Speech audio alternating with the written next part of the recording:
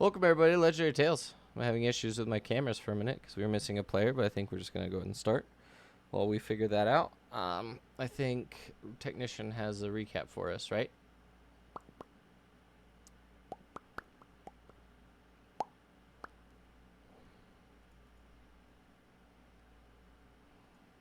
Yep, totally just talking on mute there. There I go. Good job, me. Already forgot that I have to press on the keyboard, nothing else. This is going to be a good session. Everybody buckle up. So at the top of last session, we learned that a fork is just an arm extender for Lorechik. The second in command of the Moo Boys, the Borg. Minotaurs. Borog came into our rooms and collected us so that we could go to the feast. We talked the Minotaurs off the cliff of reacting violently to our present and to Torgir leaving with us.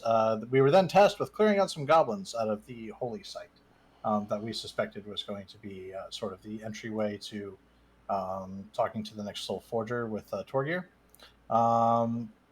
There were a bunch of goblins, and they were being led by what appeared to be another goblin who told us to call them Cool.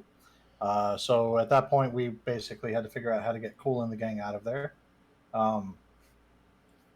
It turns out Cool was actually not who they were pretending to be, and we met Cool in their true form, which was a great big scaly boy dragon.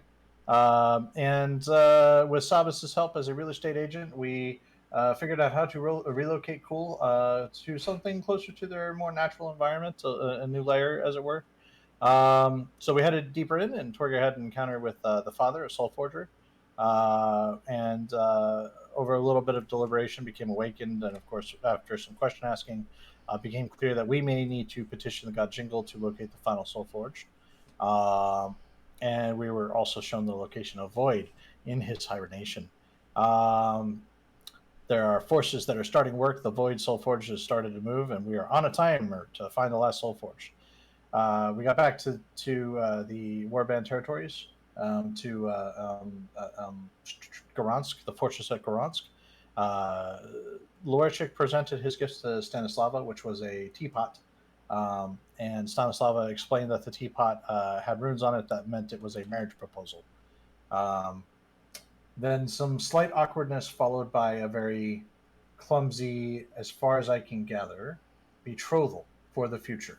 Possibly an intent to wed, but not the foreboding intent to wed. Something like that. And then we got Torgir to the Forge with the rest of the Soulforged, and that's about where we left off. Specifically, I think Emerald was taking Torgir to the Forge. Is that Bolo is taking him to the Forge. Bolo's taking Torgir to the Forge. And that's where we left off. Ta-da. Sick. Okay. Yeah. So I think you guys had taken a long rest, and then we went to the next morning, right? Or no? How far back was that? Oh yeah, Kultizar. It's just chilling. Yep. You guys had just yeeted back, essentially. So you met with Bolo. I know that Bolo was good friends with your guys' house butler, essentially. Or Dur. And yeah, they essentially have been friends forever, and he didn't know that he was here and stuff like that because he was in Nilhund, and apparently he's a refugee. And yeah, so you guys have a few things that you need to figure out, one of those being the location of the voice of Jingle. So, that being said, what are you guys doing?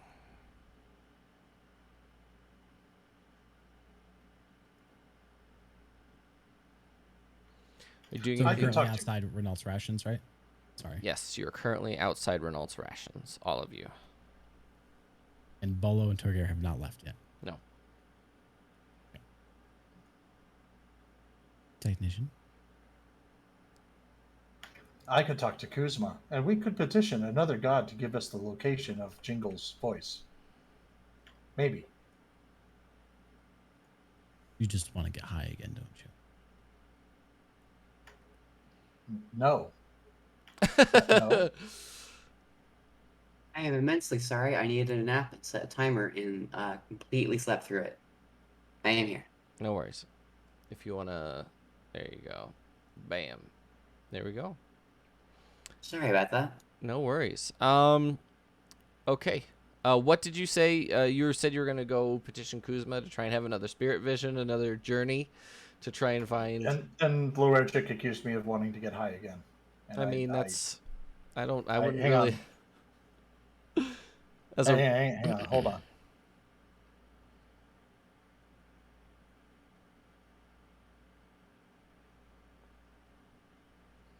No, I do not wish to get high again. If you want to make an insight check.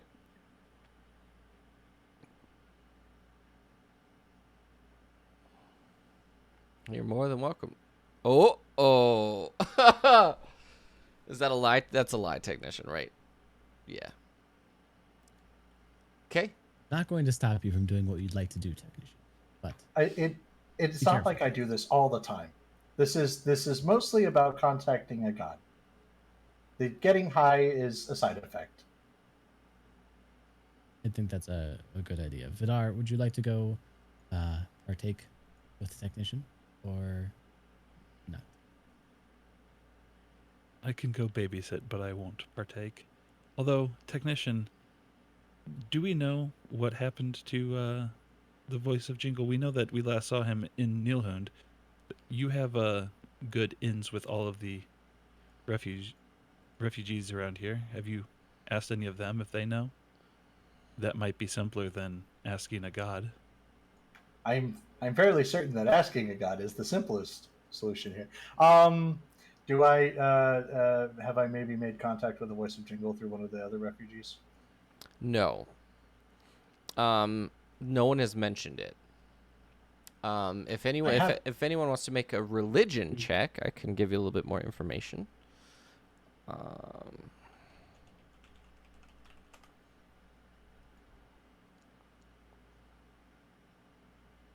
So the new name of the game is how many 13s can I roll tonight? Sounds about right. You know that Jingle is a very rarely worshipped goddess, and it's mainly because of her tenets are twilight trickery, life, and light. So it's a little bit difficult to get, like, I don't know, you're not really sure if she's telling the truth. There's just a lot of stuff that people are unsure about when it comes to Jingle. So I do not believe I have made contact with anybody that would be the voice of Jingle in the refugee camp, but it's a little tricky. Jingle is a trickster goddess, so even if I had, I might not have. Or if I haven't, I may have.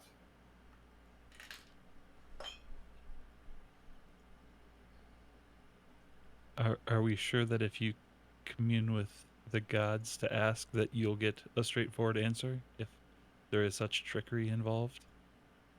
I got a straightforward answer the last time. There was a price.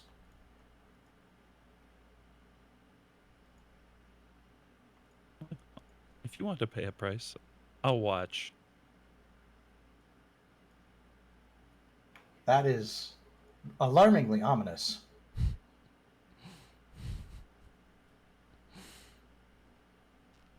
But also, that should go on a T-shirt. I feel like. that's fair.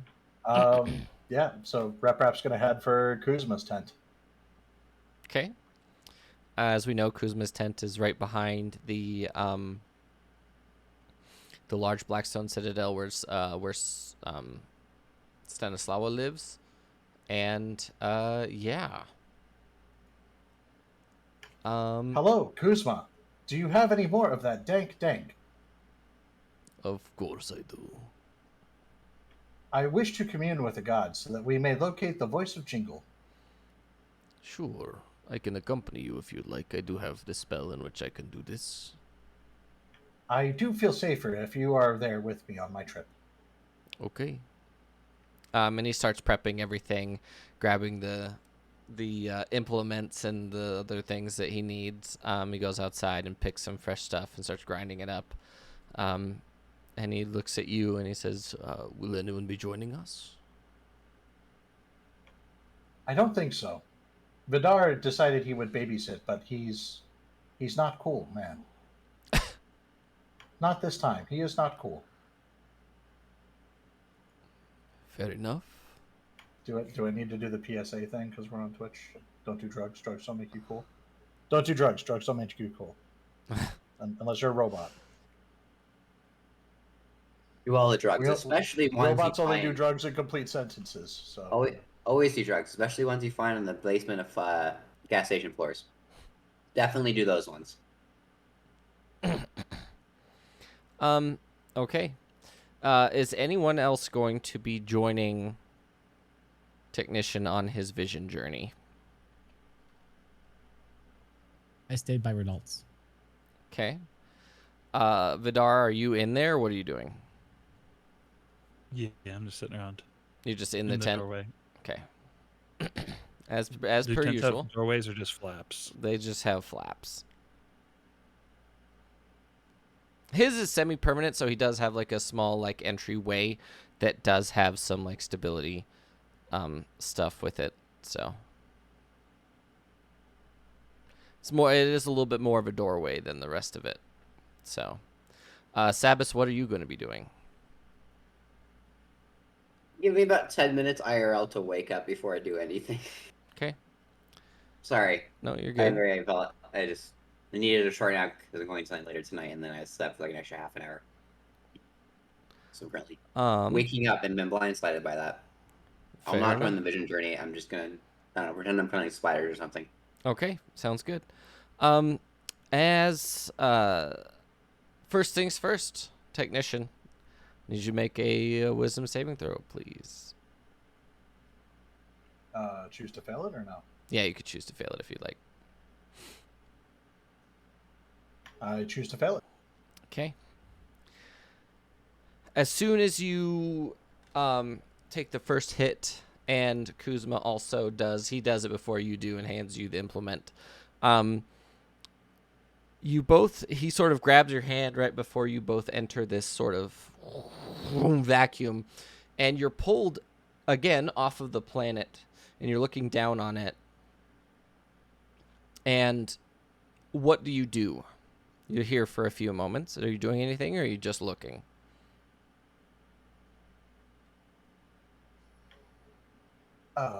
Kuzma, where's your guy? Which guy? What do you mean? The guy we talked to last time. I think Dream Eater? Ah. We are not seeing him this time. Oh, who are we going to see? Oh. And he just smiles at you. And all of a sudden, you're brought into this massive sort of, when I say massive, I'm talking like miles wide. You're brought in front of it. It's a massive canvas structure that looks very much like a, circus tent, except it's enormous, like continent spamming, huge. You can hear in the background the noises of bands playing and stuff off in the distance.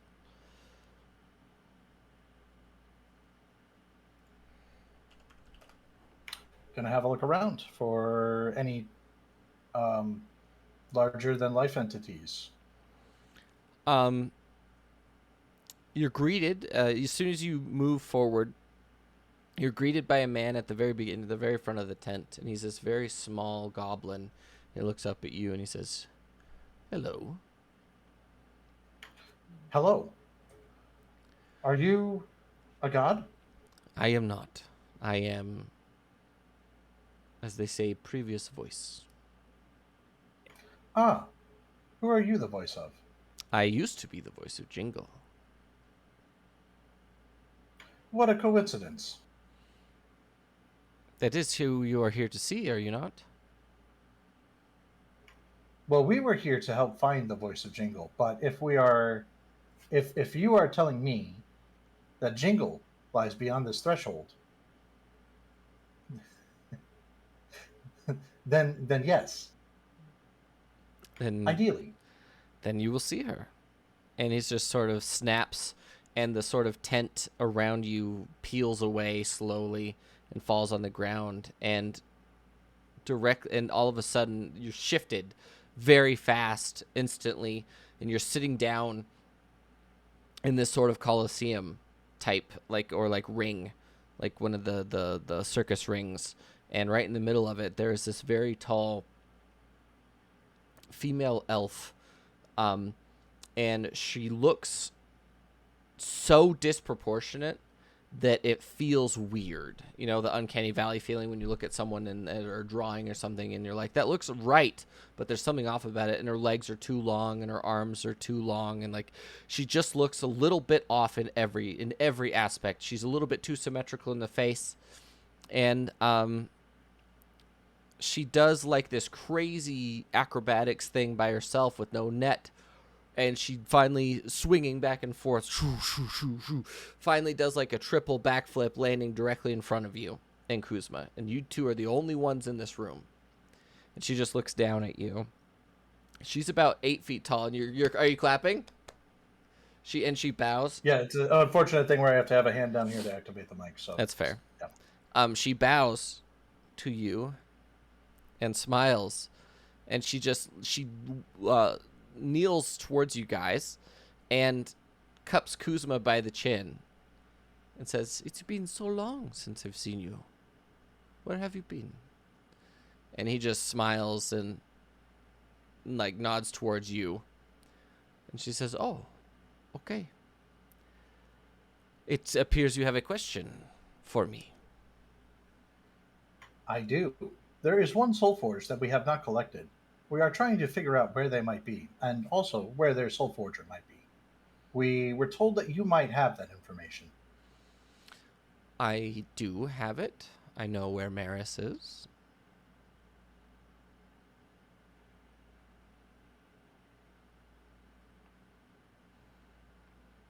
Are you part of the Hodjäger that I've heard so much about? I am. And Rap's going to sort of like put a shoulder forward and show off the engraving. Ah, so it seems. And she sort of sits down cross-legged in front of you, and she says, "Why are you looking for this last Soulforged? How close are you to being finished with this quest?" We believe this may be the second to the last step. Our initial quest was to gather all the Soulforged together. To what end, we're not entirely sure. But we are fairly certain that this will lead to the liberation of the peoples of our world. And more importantly, to the defeat of Void. What that entails, we're not entirely sure yet, but that would be the last step.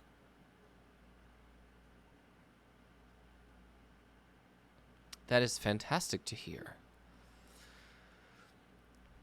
Back in my time, we were just awakened. It was not as Void was so aggressive until the very end.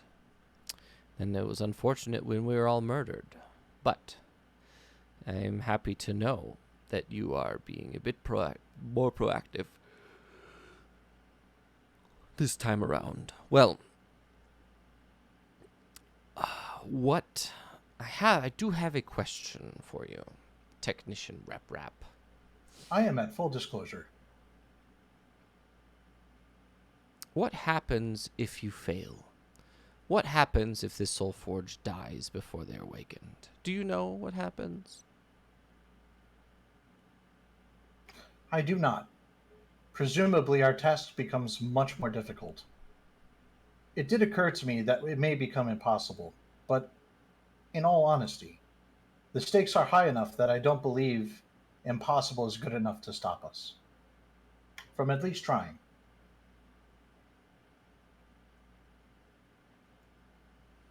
Okay. You must try.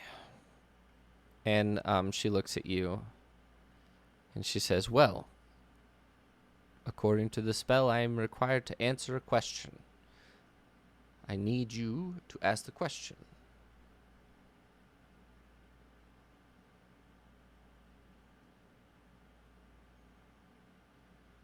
Thank you, Fred.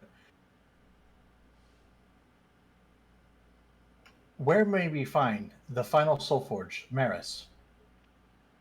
Maris is not the Soulforged. Maris is my voice. The final Soulforged, if you're wondering, is in the city you call Harntir in the crag.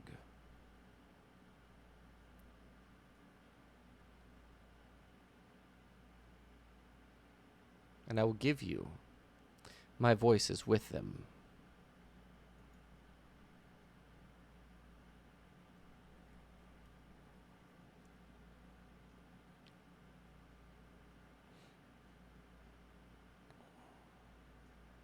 May I petition you for 2 more questions? I, according to the spell, am not obligated to tell the truth for the final questions. I understand. May I trade something for your truth? What do you have? Mostly knowledge, lore, a working history of what has been happening to the people that are displaced. But I also have information on engineering. Okay. I don't know if that is useful to you. I understand you are a trickster god. Some of my engineering may be employed in the use of pranks, mischief. Okay. How about we trade 1 for 1? And I will let you make the offer first.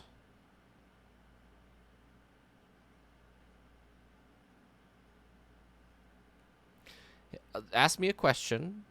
Tell me what you'll give me, and I will give you an answer.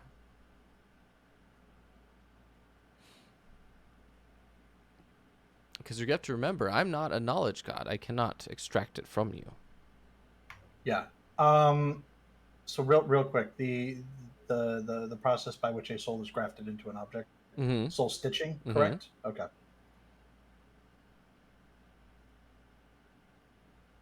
My first question would be where we may find this final soul forger, the one that made the final soul forged, so that we may awaken them. And for that, I would like to trade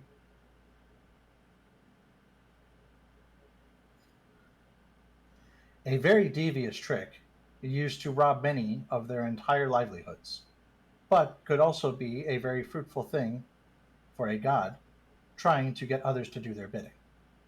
Okay. It is relatively simple, but does rely on quick hands.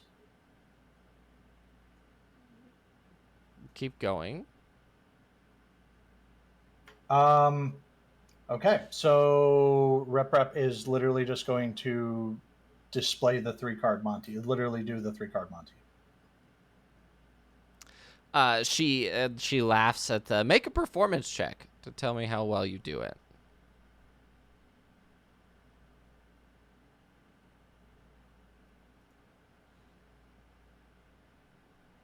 Good enough.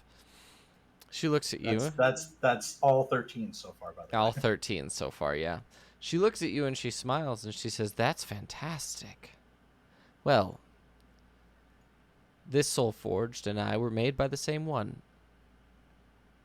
And they reside in Siltheim, under the volcano."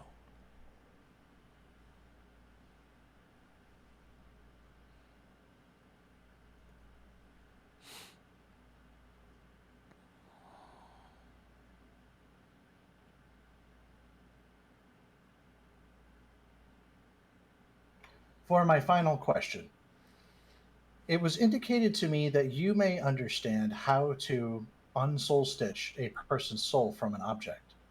Very early in our adventures, we came across the soul of a child that had been trapped inside of a scythe, creating a very powerful weapon for a necromancer. But this seemed cruel and very cruel. just monstrous, really. So we were wondering if you could give us instruction to release the soul from the soul stitched item. For that, I would be willing to trade.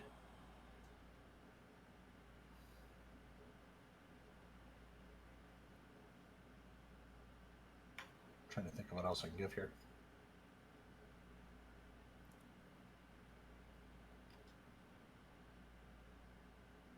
A formidable means of hiding anything, though I suspect you may already know this one.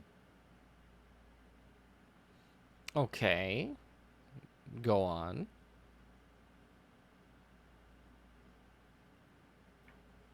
Oh, okay, so I have to ask, would I be aware of whether or not we're already inside of a pocket dimension? You very much are.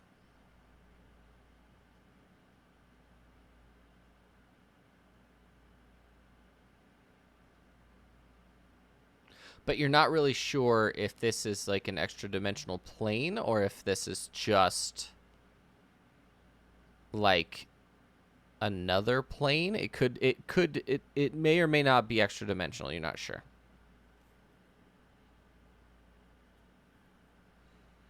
The nature of places that gods reside is sort of like awkward and different.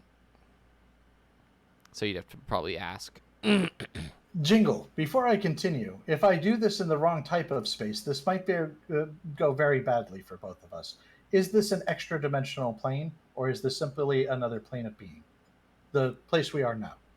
Oh, we are in a plane that I created. We're not, if you're looking at pulling out some sort of pocket or bag, you will not have any issues here. Oh, excellent. Okay, so in that case, we're going to do. We're just going to do some dumb shit here. So we're going to make a rope trick, not that high off the ground, but Rap's going to climb into it and poke his head out, and then pull himself back in, and poke his head out, pull himself back in, poke his head out, pull himself back in. And she It is a good trick. At the very least, it's funny. That is fair, but that is quite classic in nature. I was assuming that you'd have something a little bit more curious, I suppose. Well, there is also this, and Rap is just going to find something small and then backpalm it. Go ahead and make a deception check, please. Oh, sleight of hand. Sleight of hand. No, yeah. sleight of hand is what I should have done. Sorry. That's all good. And she looks at you and she says, "You need to work on that." But yes. I do have an actual truthful answer for you. And you need to commune with Gleam, because curing soul stitching is not my thing. I have asked the wrong god. That is my mistake.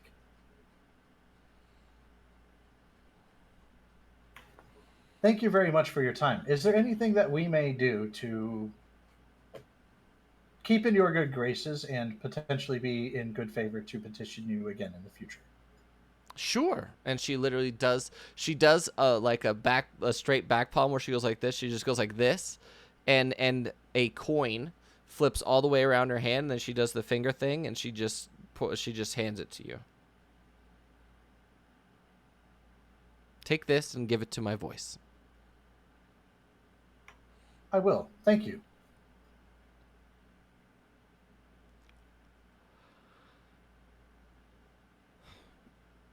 She nods, and shortly after that, you guys are taken. I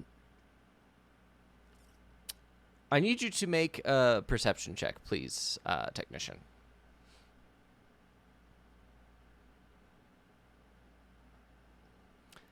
You guys are pulled to a place in the warbands that you've never seen before. Just to... here, let's go to the warband territory. The Uncown lands of the warband is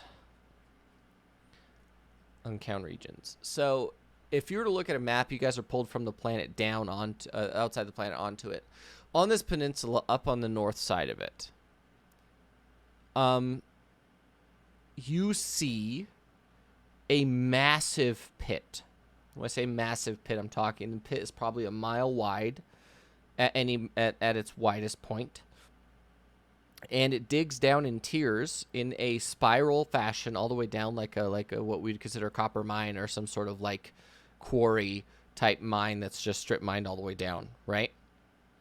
Except everywhere it appears to be an enormous structure made of human bones.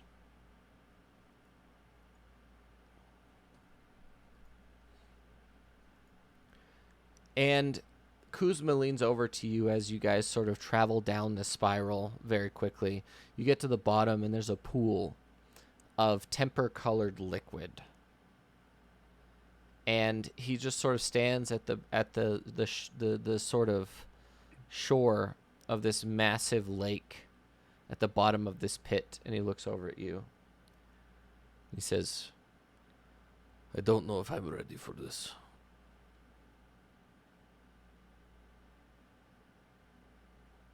Is this the price?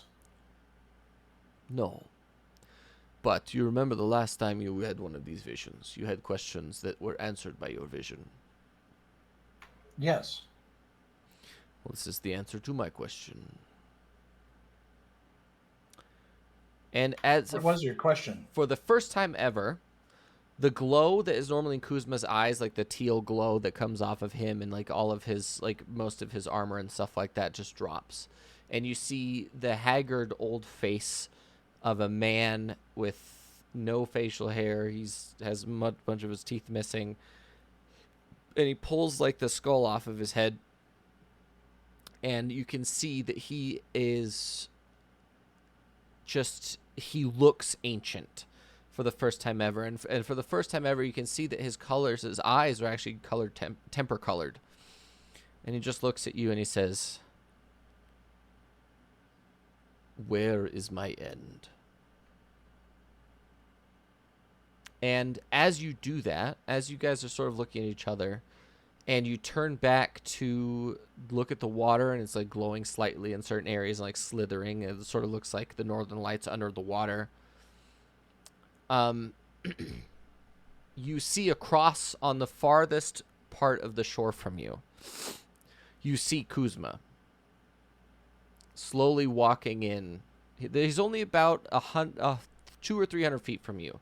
It's not that big of a lake. It just goes down very quickly. And you see him walking into the water without his armor on. He's just got like the linen clothes underneath his armor, and he's just walking into the water, and you see his head disappear, and you just see him completely go.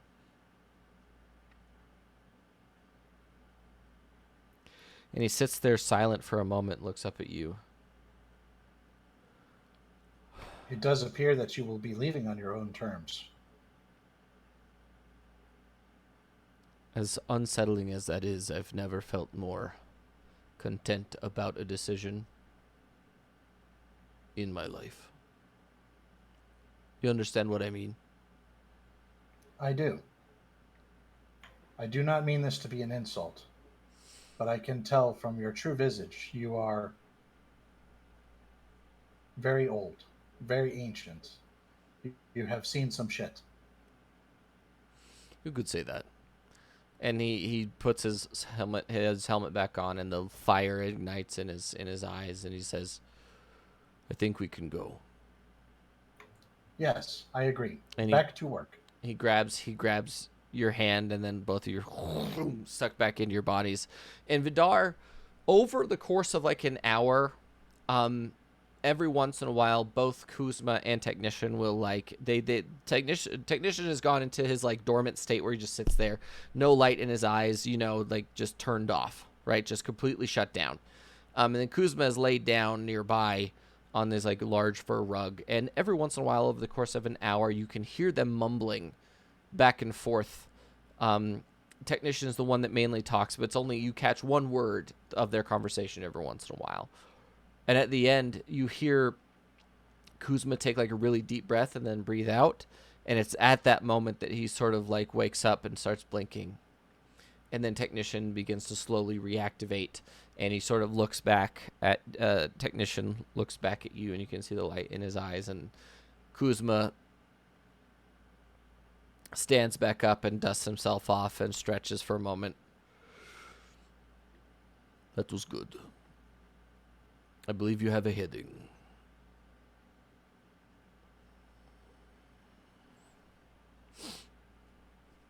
I believe so too. At the very least, we know where we may find the final Soulforged. Not entirely certain on the answer regarding the last Soul Forger, but it's probably worth investigating. Do you know if there's any other way that we could be sure about where the last Soul Forger is? We are on the clock. It's not that I don't trust Jingle, but I would love to verify before we actively storm an active volcano. We would have to find a very powerful cleric of the knowledge cult, or someone equivalent, a wizard of some sort. I would. There are artifacts that can do it, but I don't know where any of them are. Would a professor that has spent his entire life in academia qualify as a cleric of the knowledge cult? No. Darn. Clerics of the knowledge cult have a very specific. They have powers that are so far beyond my capabilities that it's hard to explain. When they interact with a knowledge god, they can get the truth, and they also have a lot of things. It's basically what our artifacts prevent them from seeing us. That sometimes that's not the case. So we should just be very happy that the people in Artstadt do not worship knowledge gods. So it's quite good.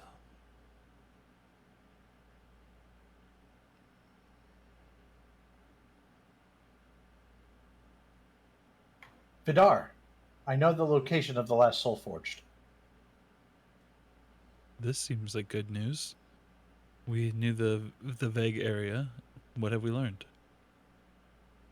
The city, and also that the voice of Jingle is with them.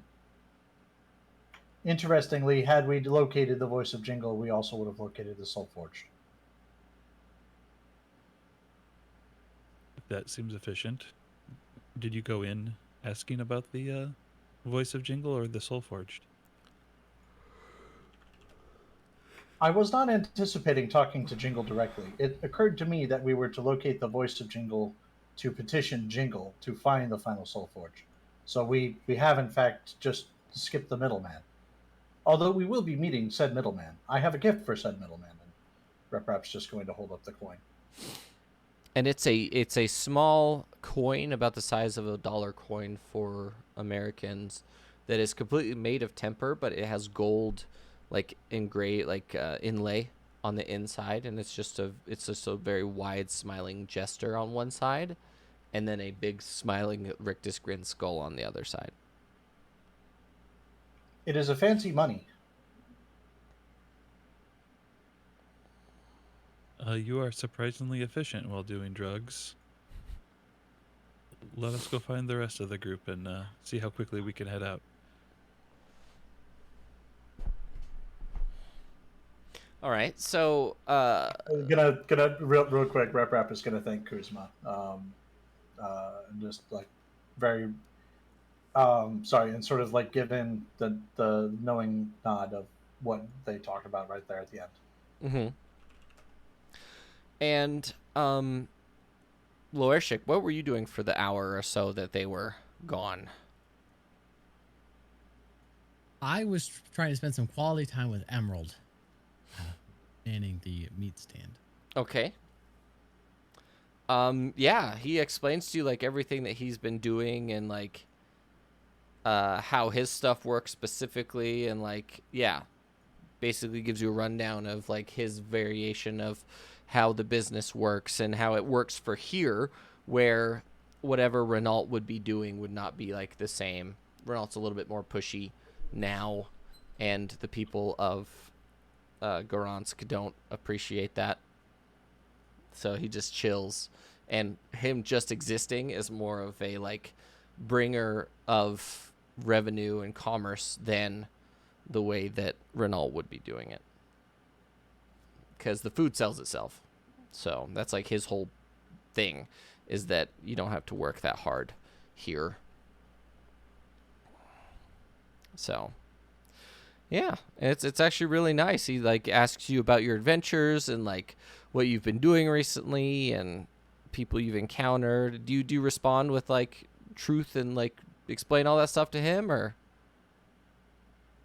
I tell him the entire time truths, but I make sure that they, rather than being embellished, they're the exact opposite. I'm downplaying our adventures to every chance I can. Okay. Yeah, he follows along and is like very attentive to everything you're doing. If someone comes up to buy something, he immediately goes, "Hold it," and then sells them whatever they need. And over that hour, yeah, it's just really, really nice. Just really good time with Emerald. Sabas, were you doing anything specific during that hour or so that Technician was gone before they come find you? Probably hiding out with the spiders, but tinkering with the crossbow to see if she can figure out a way to repair it out in the field. Otherwise, not much else now. Okay. What you do figure out is that it's not that the crossbow is completely destroyed. It is reparable, but the problem is the mechanical nature of the crossbow requires an enormous amount of strength to repair it. Like, meaning that the only way that I think his name is Orug, right? Oruk could actually implement the crossbow to work in the first place was by using a huge amount of his ogre strength to be able to lock it in place and fix it.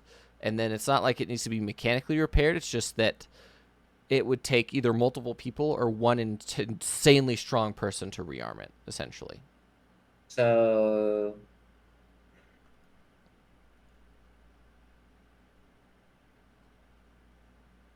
yeah, okay. So if you were to find a really strong person to like pull the lever back and like rearm it, you could fix it in the field, but it would have to be, if we're talking about mechanically in game, it would probably be 26 or up to 30 strength to do it. Okay. Got it. They would just have to be magical creature strength. I don't think there's anything quite like that here in the games. Other than maybe Blue Dresses himself. Maybe the actual spider ladies might be able to do it if they did like, if you made like a really complex lever system, you could repair it right now, but it would take like a lot of work to do that. But in the field, it would require like special potions and stuff that increase your strength and things like that. Savas is gonna go to the Blue Dresses camp and basically play the fuck around game of, hey, strong boys, I got a job for you. And just try and, see if you can get a few of them to crowd together to pull this lever back. High or low? We're gonna do high. We just got high. We'll go high again. Okay, go ahead and roll D100 for me, please.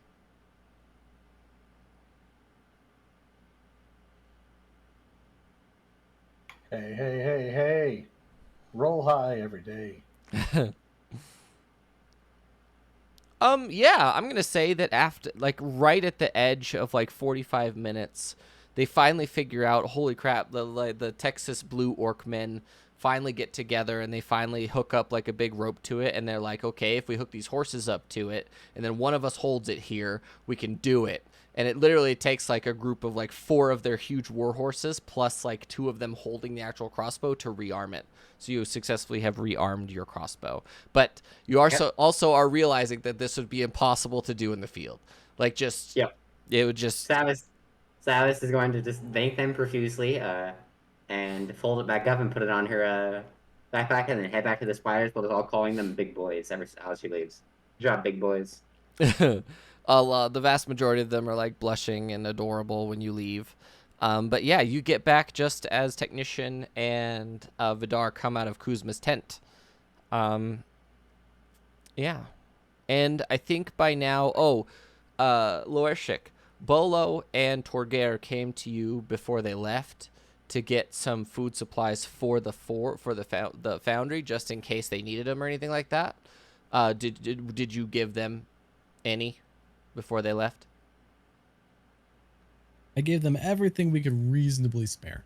Okay, so you did send them with a bunch of supplies then. Okay, and then they basically yeeted out right away, right from in front of the stand actually to get to the thing.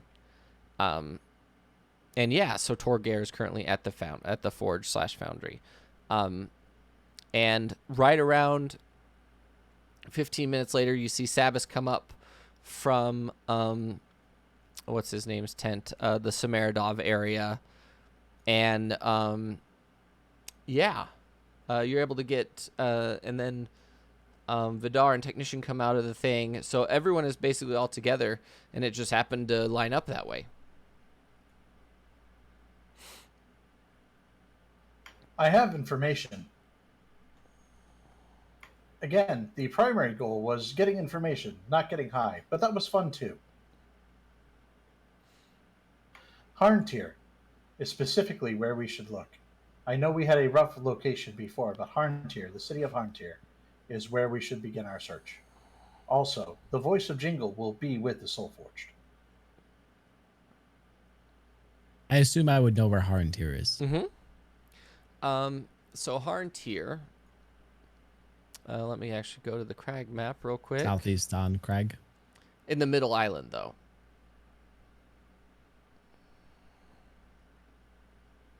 So on the middle island, right down here, Harntier is the sort of capital of this island specifically. Most of the stuff comes in from Stel, and then it's distributed past that for like trading and stuff like that. If anyone wants to do a history check to see if they know anything about Harntier, you can. Or in world, they would say Harntier.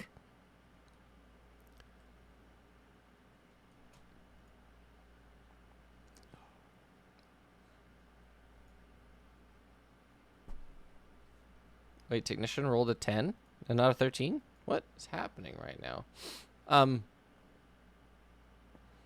Yeah, Loershik, all three of you know that Harntier is known for having this strange freshwater, like, river system that houses a bunch of eels that are unique to this area.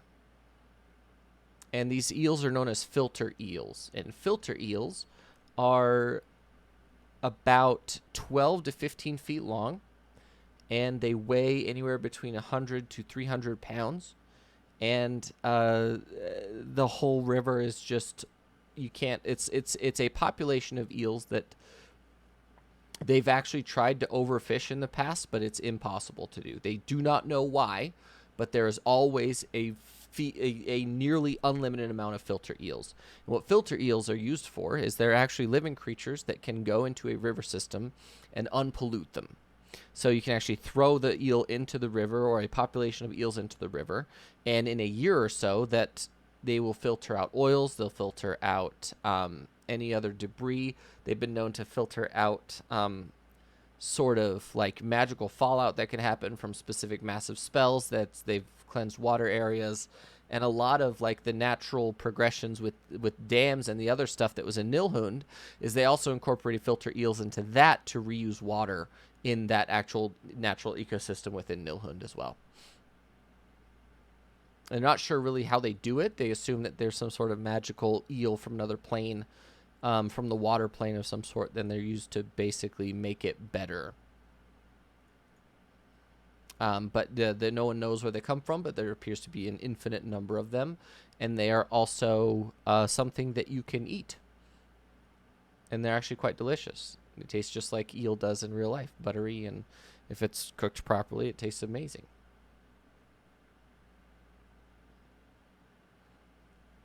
So, Harntier, the The place with the eels? Yep, that one. Yes, I believe so. I don't know about the eels. I really only know them as fishmongers. How are we going to get there? Presumably by boat. The fastest way would be to yeetstone to somewhere else inside the crag that is close, where we would be able to hire a boat and then sail to, presumably, Stel, and then take the road from Stel to Harntier. You want to boat next to a volcano?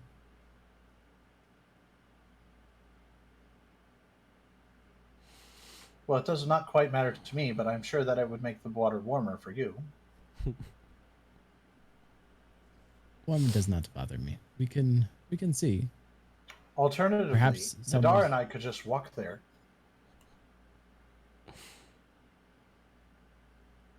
What? How's your swimming? It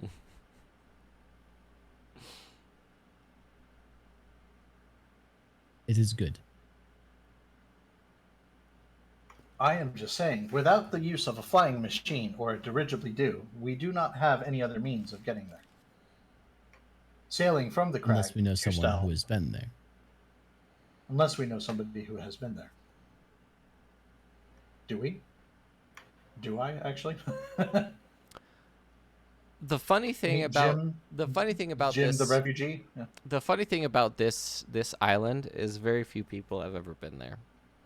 It's not a place that is particularly notable for tourism or people really leaving or going to and from.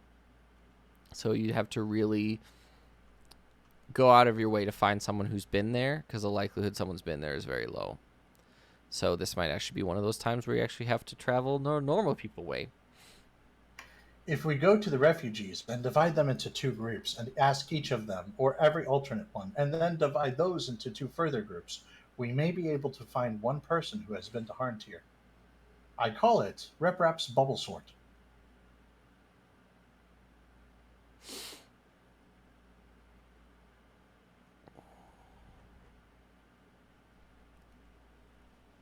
Ugh.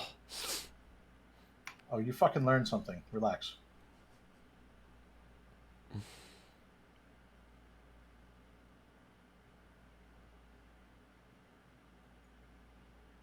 So what would you guys like to do? Or we could simply yeet to the crag and then hire a boat. Do we know if the previous boat that we had taken from the crag was in cahoots with Ivan? Or if they were just innocent bystanders as well? Well, we don't, but more importantly, they were hired by Ivan. We know surprisingly little about them.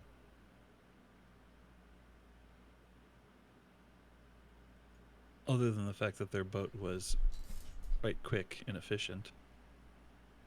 And if we needed that, they might be available.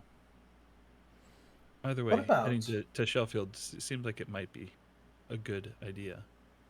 We have made friends with some independent sea captains and seafaring crews in our travels.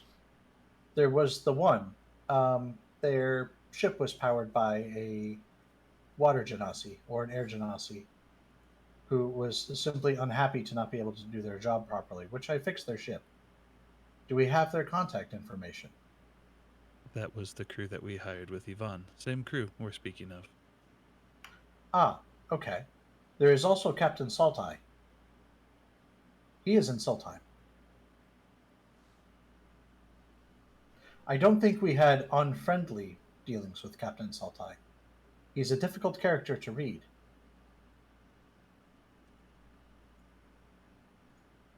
Even if we do take a boat from that island to the middle island, we still have to do 4 to 5 days of travel by horse to get to Harntier.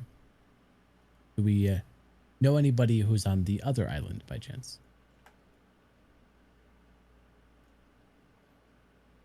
Have either of you ever been To Unterfen? Yes, mysterious voice in the sky. Unterfen.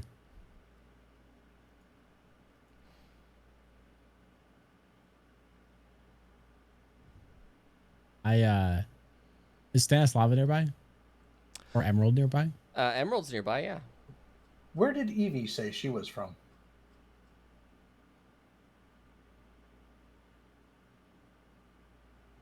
I thought that most of her family was from Skurinsarn. The western island is the most popular one, it seems. But wasn't that just her cousin who decided to open a charcuterie? Hey, Devin, canonically, Mm-hmm. where is Evie from? Because I know Evie's from the Crag. I just don't think we ever. I think she's from Tour 4. Oh, okay. That sounds right. That's right. She had a very long-lasting relationship with Bounty Master Sinhold. Presumably, she was from that area in Turfor. I don't believe we know anybody from Untarfen. Walk over to Emerald and ask him, in your searching for yourself, you didn't by chance find your way to Arntir or Untarfen or any place nearby? No, I stuck to the Western Island. As when I read stuff about Unterfen specifically, it was more a pirate place, or like a villainy, scum and villainy, as they say. A hive, potentially. And yeah, normal people like me apparently don't make it very long there. So I tried to stay away from the Eastern Island. But as for Harntier, I don't know. I've only ever seen one of the eels, as far as I know, and it was in a weird cave underground as well. I don't know how it got there, but Where did you see this eel in a weird cave? oh, it was to the north underneath the Verdengard.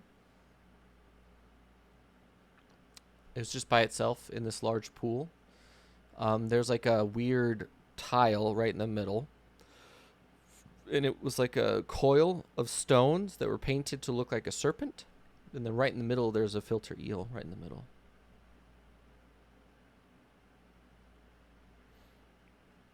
Is the group close enough to hear this?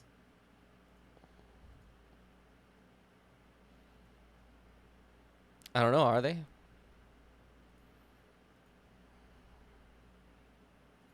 I'm going to You, presume not.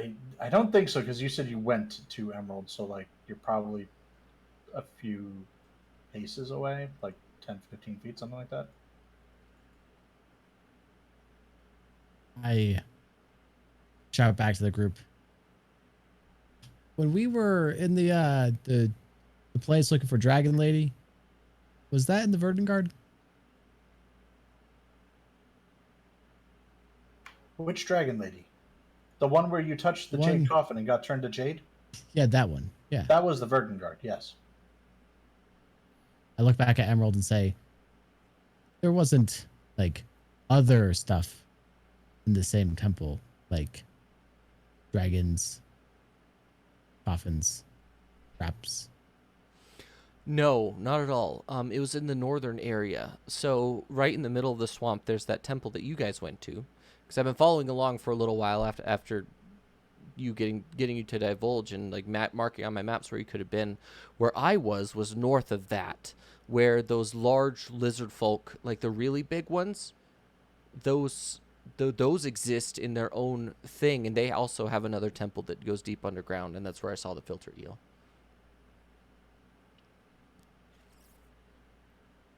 Interesting.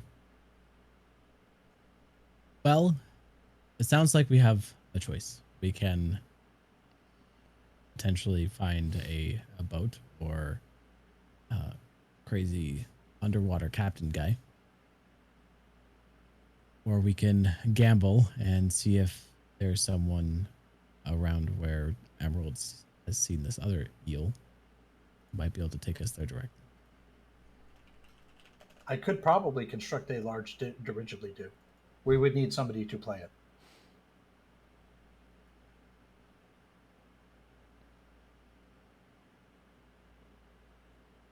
I am guessing, as I'm the only one that knows really what a dirigible do is, that would be me. Probably.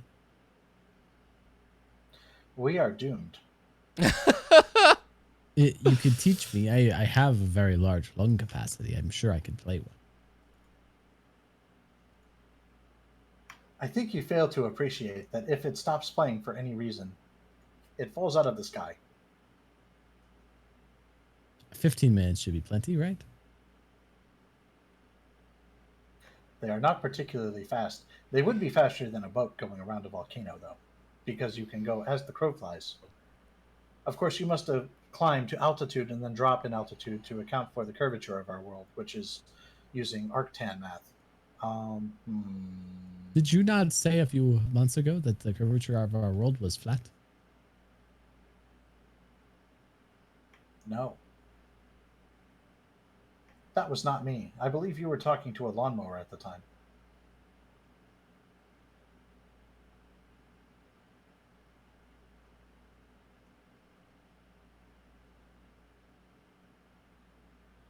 Meta.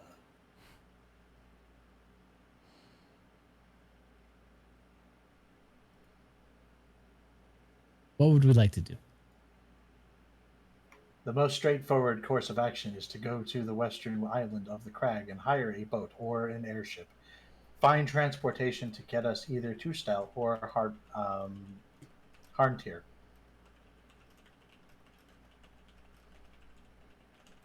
Where do we want to leave from? Do we want to leave from Skjornshorn or further north? Does Skjornshorn actually have a port? Because I feel like Shellfeld is where the port is. I could be wrong.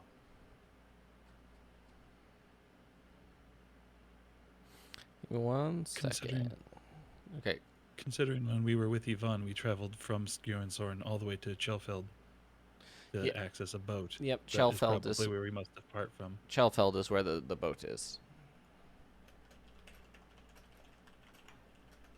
Skjornshorn is a capital city. If we were able to find air transportation, it is very likely that would be a good place to look. Chelfeld, on the other hand, is where the port is. So if we wanted to hire a boat, Chelfeld is our most direct destination. I call over to Emerald and say, Emerald, do you by chance have a way to get in touch with Bounty Master Sinhold? Or Bolo, perhaps? Do you know? Realistically, I could send you through the portal.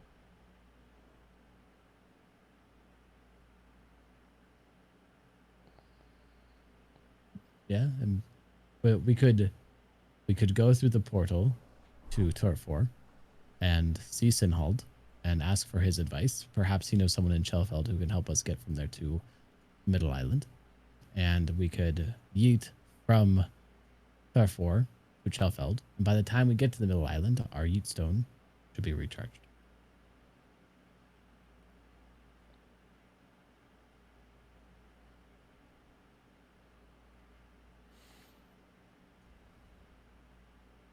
That does sound like a very good plan. Could we not also send a message to Bounty Master Sinhold and wait for a reply if we are simply asking whether or not he knows someone with a boat or an airship? Or perhaps he wants to tag along. Or maybe they're in Turfor. And we don't want to wait for them to travel to Chelfeld. They can just come with us.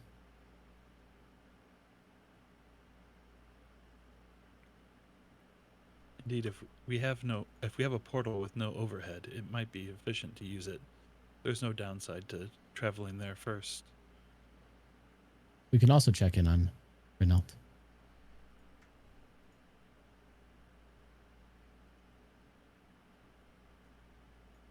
But I was thinking with portals, but specifically low overhead portals. This is very, very cost efficient portals. Can we just set up a portal here and a portal here and then eventually just launch ourselves to the Middle Island? Hang on. Calculating. Yes, but with bad results. If we end up like 90 feet away, that's okay too. Because I can just The vortex velocity warp required to onto the launch island. from the west island over the volcano to the middle island would also require hitting at the ground at a. Well, the velocity would turn you into soup. But if I warp right before I turn to soup, does the velocity stay with me or does that reset? That's actually an interesting question. If you vortex warp while moving to solid ground, does your velocity reset?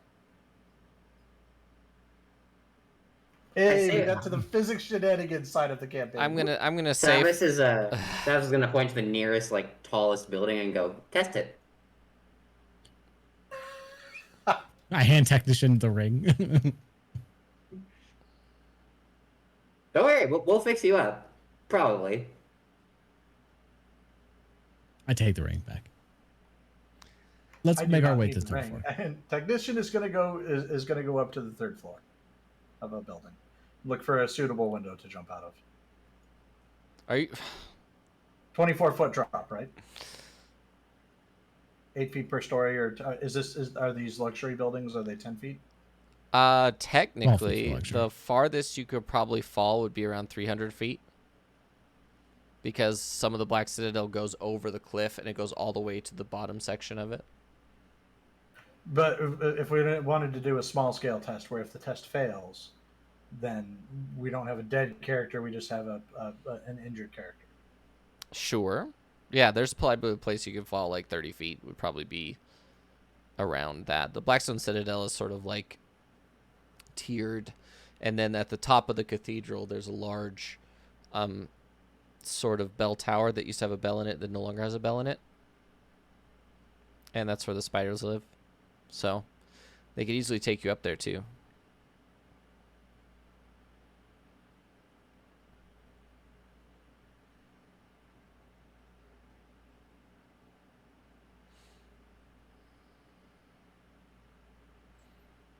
I believe I have a plan. Defender, go over there. Where's Defender going? So if we went up to the third story and we're about 30 feet up, Rep is instructing Defender to go to the window. Okay. And then Rep is going to stand next to the window looking out the window. Defender, jump. He jumps. And then as Defender is approaching the ground about 5 feet away from the ground, we're going to cast Void Warp on Defender to move Defender to a space on the ground about 5 feet to the right of... Luerchik is still down there, or did you come up? I stayed down. Okay, so about 5 feet to the right of Luerchik. Okay. Oh no, he's typing out math. I can see it.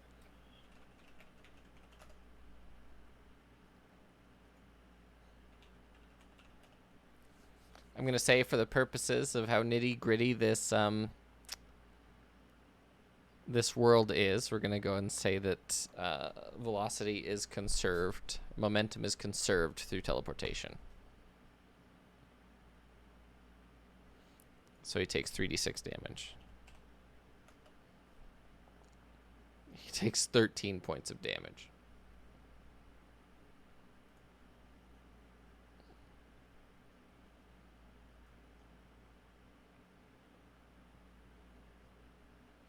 So literally the bear jumps off, teleports right next to you, and you hear this massive gunk, and it just crunches. The whole section of it crunches. Did it work? Depends on what you mean by work. I have a foreshortened perspective. Is Defender okay? Did he take damage? He hit the ground pretty hard. And then Vidar's going to turn to Lorishik and say, so does this change the plan, or are we still going to launch you? I think both. Yeah, no launching. No launching.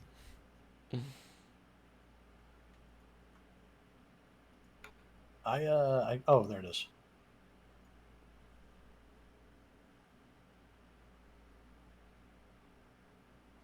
Literally spent that entire time trying to find that in my spellbook.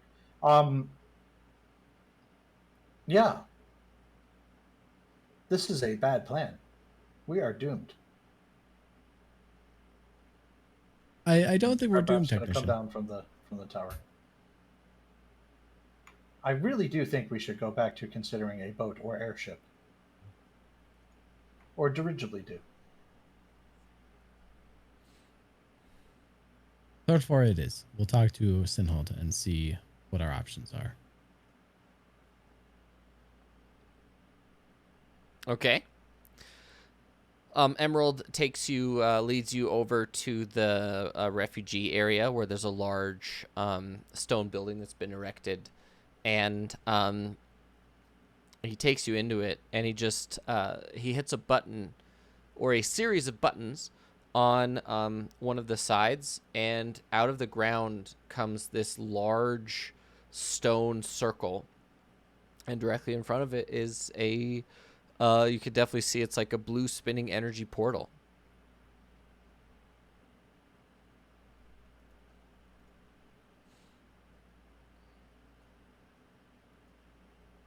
Emerald, where is this supposed to take us? When we come out on the other side, where will we be?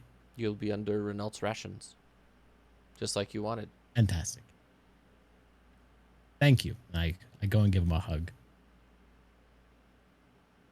He hugs you back. I turn around and jump through the portal. Good luck. Be safe. Vidar awkwardly also gives Emerald a hug.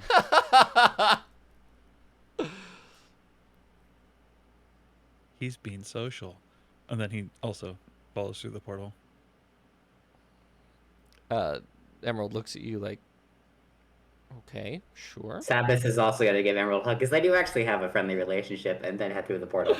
Oh, man. And then he looks at Technician and he just opens his arms. I do not hug. Oh, that's not your choice. And he literally runs over and he hugs Technician. Back the hell up. Back up. No, Back up. nope, Back up. nope, Back up. nope, Back up. nope. Back up. Enjoy it. Defender. Just Back up. enjoy it. I think you have to Defender, make a come here. strength Just- save to see just if you can enjoy it. outstrength Emerald. He Is doesn't. that an acrobatics or athletics roll? Either one.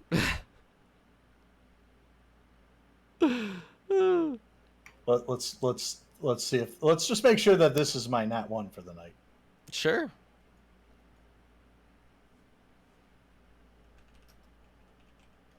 No, do not want. Do not want. Oh.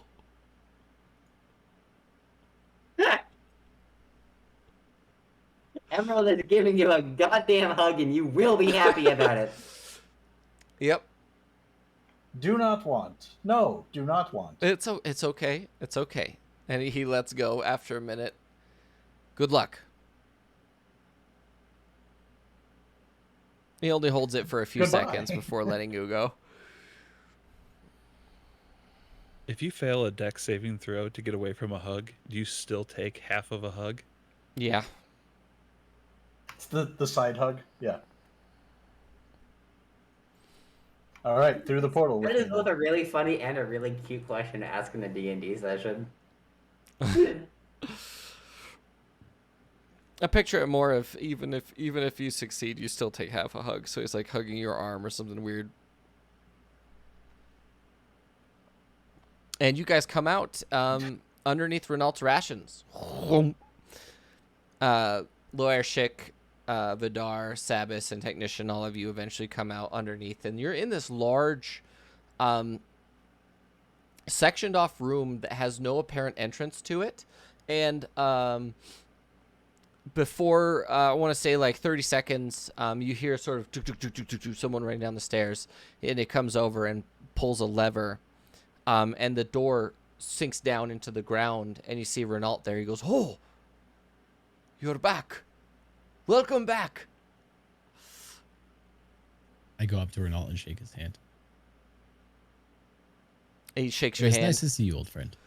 Absolutely. I assume you're back on business. Unfortunately. Ah, okay. We have a new friend with us, and I introduce Renault to Sabbath. Oh. Is this Bounty Hunter Sinholm? Or No. This This is not. Renault. This is a Okay. townsperson who was selling meat and they just found him, and they're like, here, have a bunch of money, you go buy a building. And then they set up their whole smuggling refugees from the crag over to the warbands. Okay. So he's like, well, basically the headquarters of the Hodejäger, essentially. Okay. So I was just going to give a little curtsy. Nice to meet you too. Absolutely. Do you want me to go fetch the bounty master for you? If you wouldn't mind.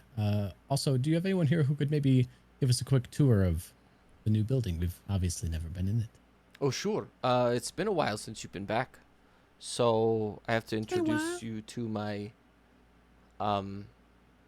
significant other. Let's call her. I'll go send her down. And he runs up. Give him a pat on the back.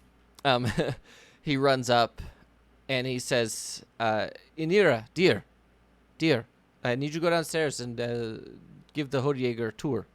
And she goes, oh, okay. And she runs down, and it's this elf woman she has black hair, perfectly like set up hair. She's wearing a really nice set of clothes, like almost like noble level set of clothes. And she comes down and she bows steadily to you guys and says, I am Inira. I met Renault after he set up his shop, and we courted, and here we are. So, yes. It's nice to make your acquaintance. Absolutely. And she says she walks you through the basement, and they actually have large casks of beer fermenting underneath. And she said, that was actually my idea. We have these large casks, and I said that we could make fruit-flavored beer because we found a supplier from the Verdant Guard to bring us fruit. And we're working on a few flavors. And she grabs a cup, and she fills it with one of the beers, and she just offers it to one of you. You can try it. I'll take it. You take it, and it is sweet, and it barely has any of the barley flavor. Like, it's not very bitter. It's actually quite nice. I would say it's closer to a wine than a beer. And it doesn't taste very alcoholic. It's about what we would consider our average beer. It's also not like medieval mead that has like shit floating in it and stuff either. So like 6 to 7% would be an average. If it's a fruit laden sort of like a lambic, 8 or 9. But yeah, call it 6 to 9. It's stronger than what you're used to, but it's very sweet. This is likely the only way I would consider consuming fruit. It's very pleasant. Thank you. Thank you.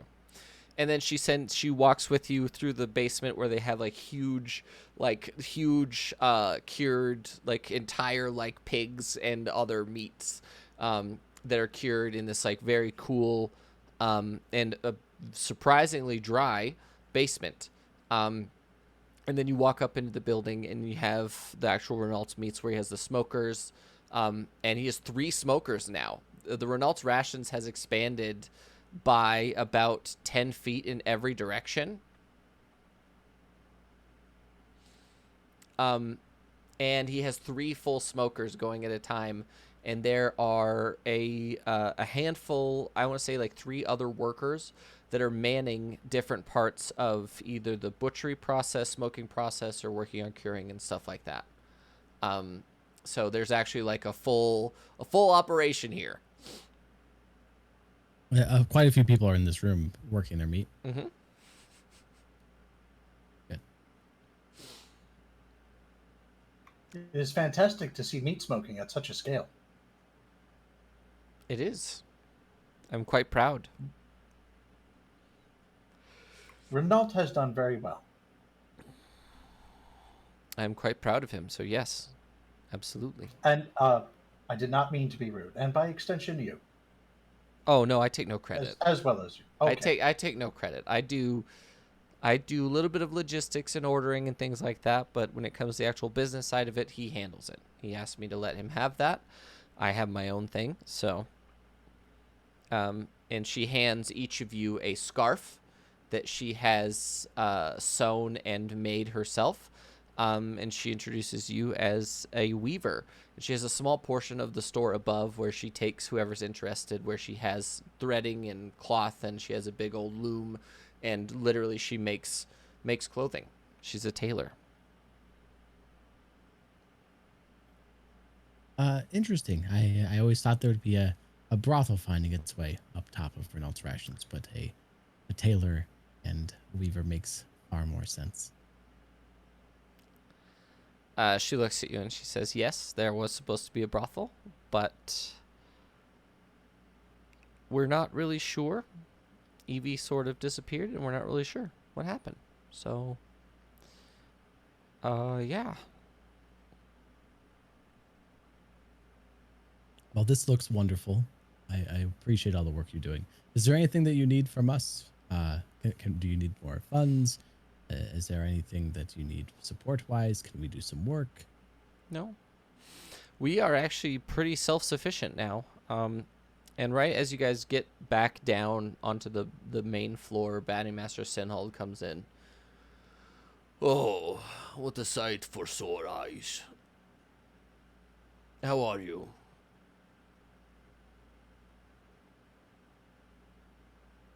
Stronger. It would appear as such. How is everything? I grab my hammer and just hold it out for Sinhold to look at. He literally, like, may I hold it? He takes it and he messes with it in his hands, and like you can watch the gem not move, like the floating gem in the middle. He's like, I don't know how that works, but this is quite amazing. And he hands it back to you. He says, you've been everywhere. Why did you come back? We need to get to the Middle Island, and we're hoping that perhaps you might know the best way. I do. Actually, he's here right now. And he goes to the door. Convenient. He goes to the door and he says, come in. And this character... wait. This man walks in the door.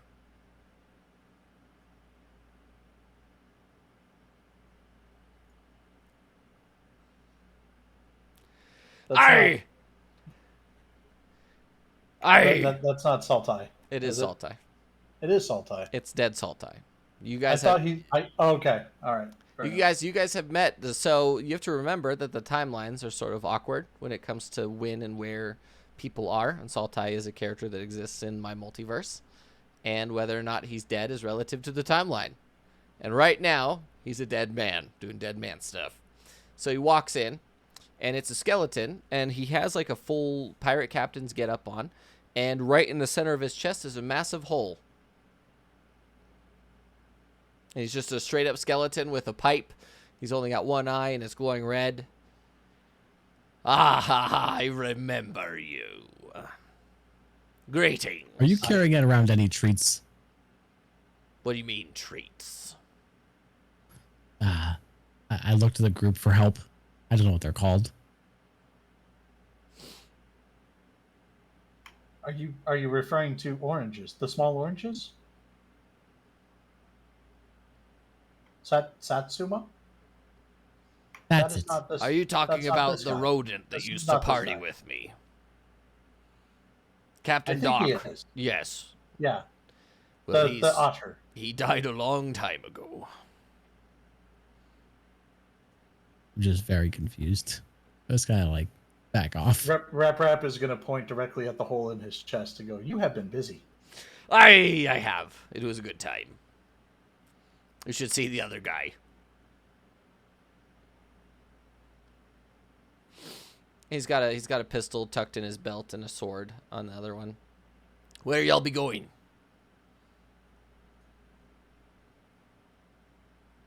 We need to get to Hard and Tier. Oh, so we need to go to Stel then. Unless you have a way to get directly to Harntier. No, I unfortunately do not. Airships are not my forte. They were. I wasn't sure. They were when I was alive, but now that I'm dead, the sea sort of embraces me easier. Speaking of which, being that you are a sea captain, I assumed under the sea, not over the sea. But yes, okay. Speaking of which, if you're going to be taking passage on my ship, I require you to do something for me. He goes into one of his chest pockets, and he looks and goes, aye. And he hands you each a coin. What? You're never going to believe this. This is the second coin I have received today. What is this one for? Oh, it lets you breathe underwater. And Reprap's just going to hand it back. I hope none of you are afraid of the dark.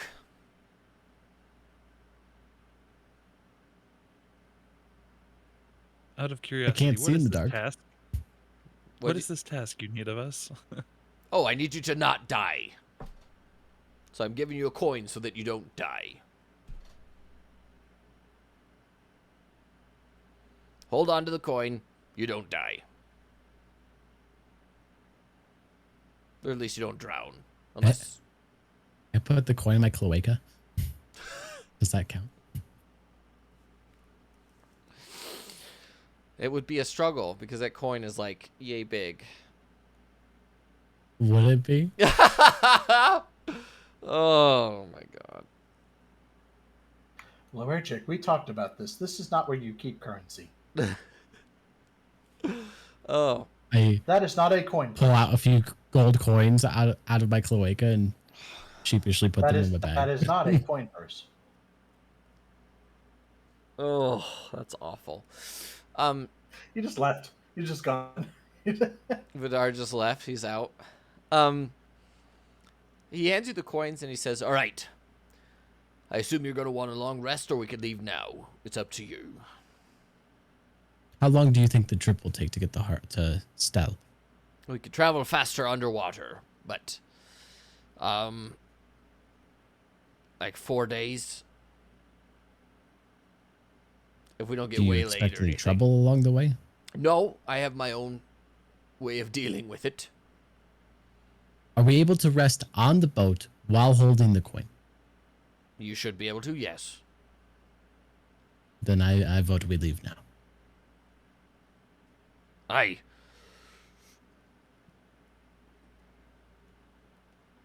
He looks at you and he says, "All right. I need all of you to hold hands then." Reprap will link hands. So I assume all of you hold hands? Yep. And he pulls out a sword, and as he pulls out the sword, this black fire erupts from the sword. He goes, "This might hurt a little." And he just stabs Loershik in the chest with it. What do you do? Does it hurt? Oh, it hurts like a motherfucker.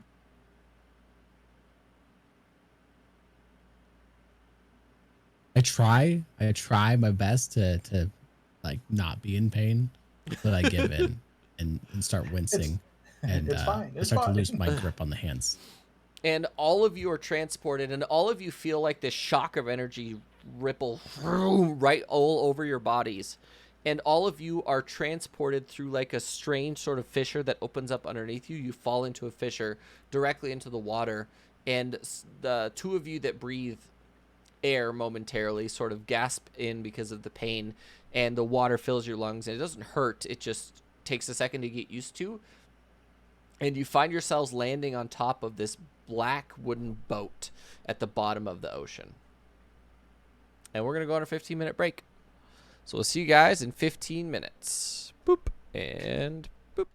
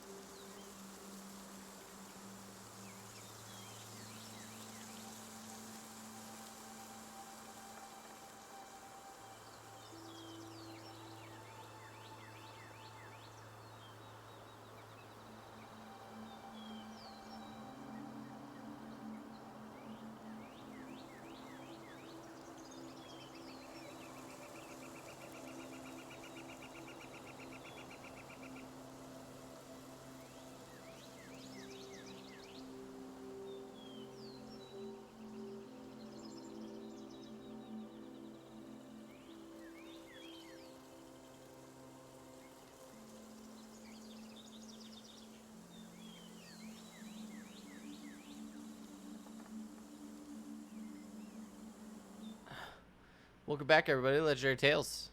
We're coming back as they came onto Saltai's ship. Lorishik had been stabbed by Saltai, and they're pulled underwater onto this very large black wooden ship under the water, where all of you see a basically fairly large skeleton crew. Like the actual crew themselves are all skeletons, and they're all quite unique in their own little way. Some of them have clothes, some of them are just skeletons, some of them headbands, etc., etc. What are you guys doing? He pulls the sword out of Lorishik, and the pain immediately stops. He looks at you and he says, "I apologize. The only way to transport here would be to, fortunately, do that to you. You should be fine, though." Warning next time might be helpful. Yes. I just kind of like rub my chest and walk away. But if he had said, "I will now stab you," would you have let him? Maybe. Odds are likely to no. But it's okay. We're here now. All right, crew, we're going to Stell. And he goes, starts making his way to the upper part of the ship. And he looks at you guys. He says, "Your quarters are on the lower decks. There's a small set of cabins to the rear of the ship." And as you're looking at it and getting your bearings, you guys are quite deep under the water, but he has these large torches that emit this eerily, like, dark green light all throughout the ship, and you can actually see quite well on the ship, but outside the ship it's basically a black void. And he starts making his way up to the upper part where the steering wheel is, and yeah, he basically points underneath, down where you have to walk down a set of stairs to get to where your cabins are supposed to be. What are you guys doing?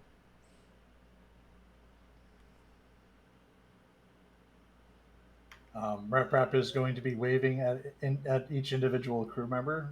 Since they are all uniquely dressed, he is going to address them uniquely, individually.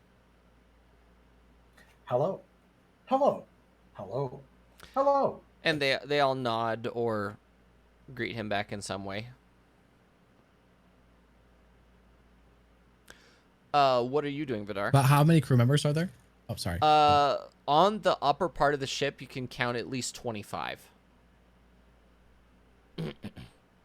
And when I say that the ship is large, the ship has on the top deck, there are 14 cannons per side.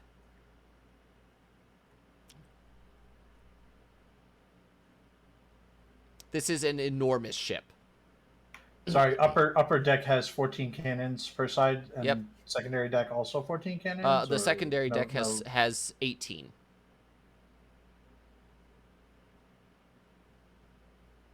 So it's one of those ships with an underbite. Yep. Yep. Got it. But it's massive. The ship is enormous.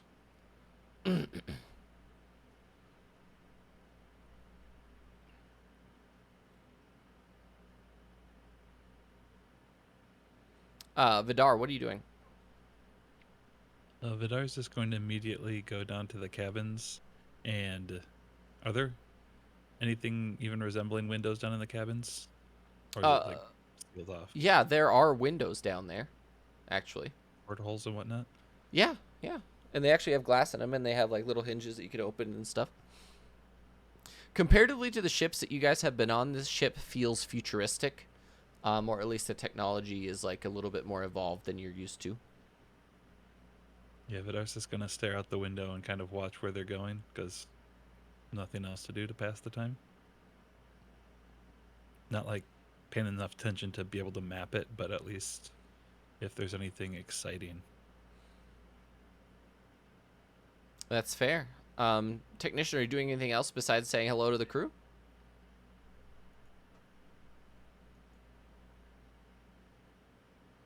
No. Okay. Maybe I guess I'm no, actually no, I forgot I don't get into puzzles. So noticing that the ship is of newer construction, but not questioning it apparently. You're allowed to be curious. You're just not like overly curious.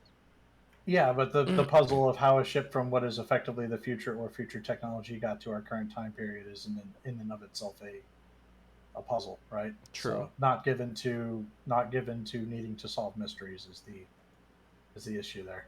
Oh, I'm that's trying fair. to roleplay. That's fair. That's fair. Okay. Um, it works logically. Sabas, are you doing anything special or no?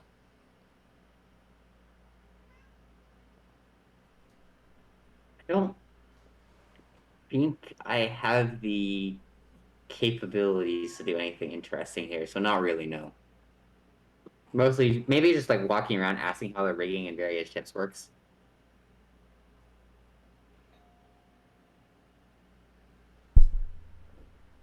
And they would be more than happy to explain everything to you. And it's just a lot of like pulleys, but they're like the pulleys that you're used to seeing are very large and wooden in nature.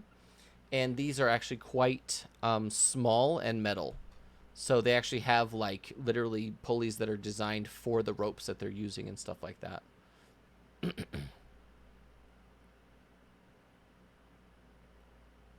Give me 1 second. I'm not sure if my brother's getting the door. Hold on. Waffle for a minute.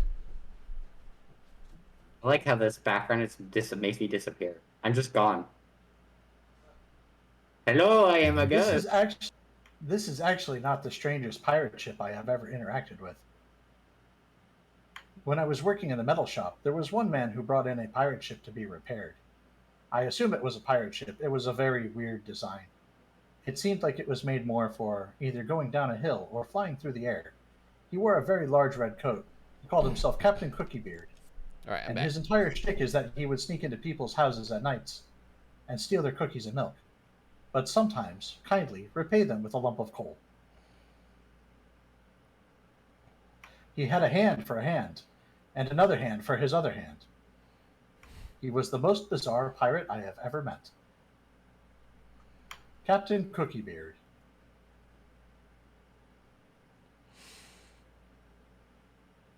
Who were you telling this story to? Them. We were waffling. I was saying this Oh. is not the strangest pirate ship I've ever been on. Fair enough.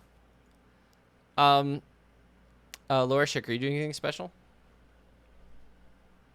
I look for people doing like ship work, whether it be hoisting sails or whatever, anything that requires strength, and just try to lend a hand. Sure. The vast majority of them are just getting everything locked down. Primarily, there's like little braking mechanisms that they're putting on the cannons because the cannons are wheeled to be able to move back and forth, and they're on like these small rails, but they have like these braking systems that they're hitting levers for to put them on, and then the vast majority of them are opening up the sails, and the sails unfurl quite slowly all the way down. They're pulling, and you go to help these guys, and this very large mainsail. So it's a very large mainsail up front, and then there's two lesser sails on the sides that go this way, and then there's a sail that leads all the way to the front as well, and it's all black cloth. And then as soon as it completely unfurls, it all lights up in this like dark green fire almost, and the whole ship lurches forward very quickly as soon as everything is locked down. And you're not used to this much velocity, but they immediately begin to turn and head underwater all the way, start heading toward Stell. High or low for the first day? Hi.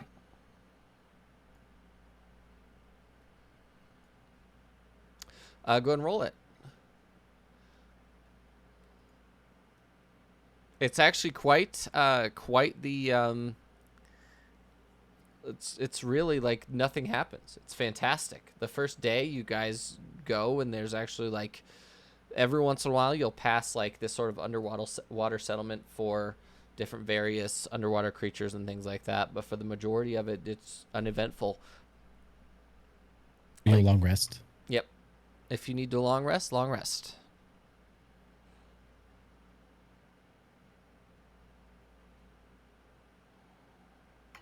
The blessings of Captain Cookiebeard are with me. At least it wasn't a 13. That'd have been really bad. Or perfect, but yes. Depending on the situation, yeah. High or low for the second day? Also high.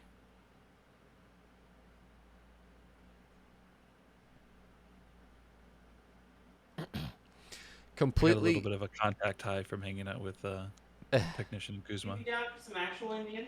Completely uneventful for the second day. Again. High or low? Spoopy, that's you. Low.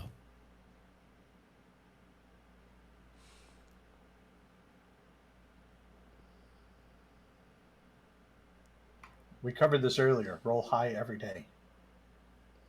They did say that. They did say that. I need you to make a perception check, because I assume that you're up top with the captain and doing stuff outside, right? Yeah. Is anyone else up there with him?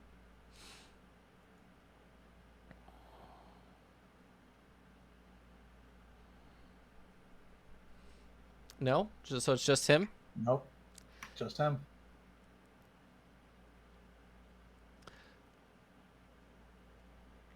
As you guys are going across the undersea, you look up, and you guys have been slowly drifting toward the surface as you get closer and closer to Stell, and you can actually see the surface of the water. You can see that there's some sort of battle happening between two ships above you. Captain Saltai sort of turns to you and he says, "What do you want to do?" Can I do I see any markings or anything on the boats or Make like, the type make of a people history in the check. battle?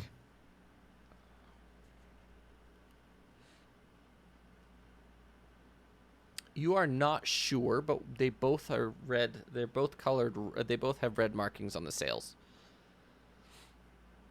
Saltai, do you recognize those red sails at all? I think one of them may be Artstat, but I'm not sure. One of them is gold and red. Is that the colors? It sounds right. Not sure what the other one is. I called down to the rest of the crew. You guys should get up here. Nowish.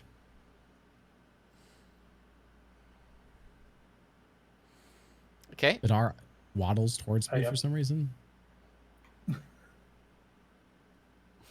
He's getting used to his sea legs.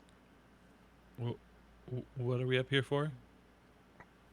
I just kind of point up at the battling ships.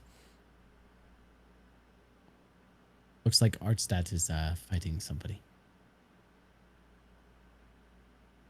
Well, if Artstat's in the area, then we should probably hurry to Harntir, shouldn't we?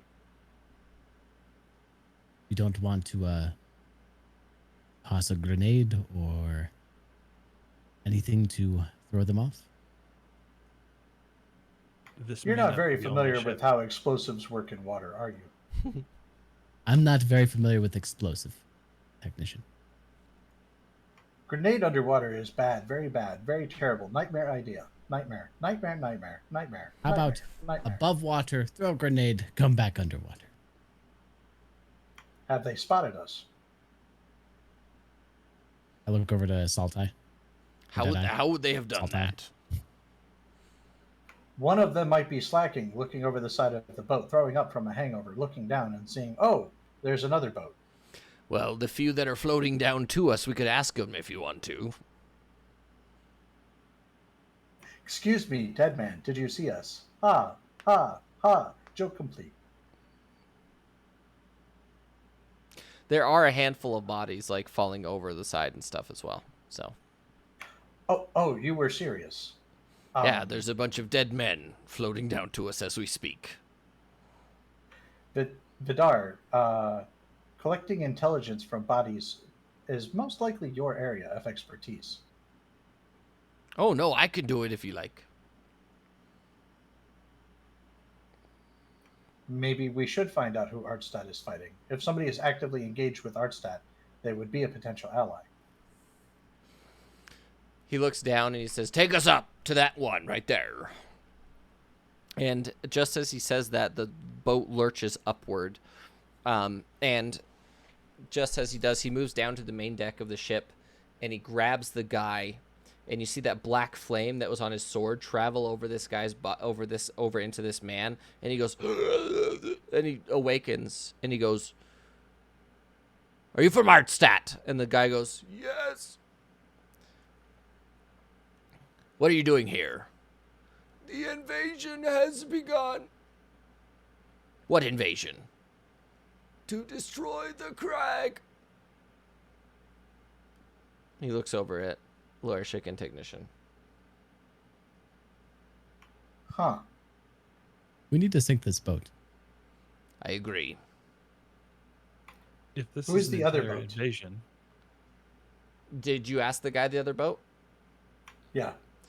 That's one of the crag. is this the only boat? Is this the start of the invasion, or are there more? There are 15 more.